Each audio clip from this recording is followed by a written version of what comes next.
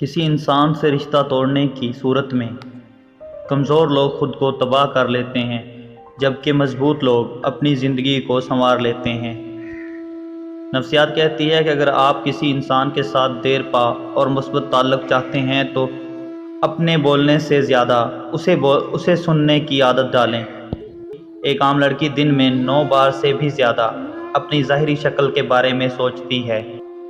کبھی بھی خود کو کسی انسان کا زیادہ عادی مت کریں، کیونکہ اگلے بندے کے موڈ میں ذرا سا تبدیلی آپ کا پورا دن خراب کر سکتی ہے۔ انسان کو انسان سے دور کرنے والی پہلی چیز زبان اور دوسری پیسہ ہے۔ ہنسنے، مسکرانے والے لوگ خشک مزاج لوگوں سے زیادہ صحت مند ہوتے ہیں۔ ایک تحقیق کے مطابق 20 سے 24 سال کی عمر کے نوجوان پورے مہینے میں تقریباً 3 سے 4 دن ڈپریشن اور اداسی کا شکار رہتے ہیں۔ محبت کی یہ ایک دلچسپ حقیقت ہے کہ اگر آپ کو کسی شخص سے محبت ہے تو آپ اس کے بھیجے ہوئے پیغامات کو بار بار پڑھتے ہیں۔ عورت کی نفسیات بہت تیز ہوتی ہے۔ وہ پہچان جاتی ہے کہ مرد اس کو کس نظر سے دیکھ رہا ہے۔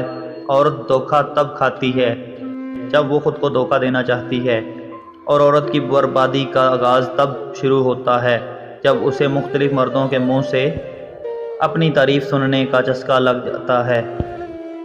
کوئی ایسا انسان جس کے ساتھ آپ کچھ بھی بات کرنے سے پہلے سوچتے ہیں کہ کہیں اس کو کچھ برا نہ لگ جائے یا اس کو غصہ نہ آ جائے، اس لیے آپ احتیاط کرتے ہیں، اس کا مطلب یہ ہے کہ اس نے آپ کو اپنا ذہنی غلام بنایا ہوا ہے۔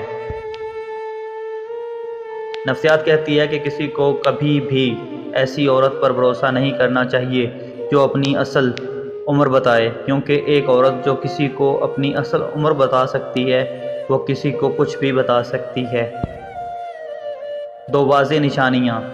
وہ شخص آپ کو بے انتہا یاد کرتا ہے مگر بتا نہیں رہا۔ وہ شخص آپ کو اپنے آس پاس دکھائی دے گا، مطلب آپ کو کئی دفعہ نظر آئے گا۔ وہ شخص آپ کے سامنے خوش رہنے کا ناٹک کرے گا، یا پھر آپ کو پہلے کی نسبت مختلف دکھائی دے گا۔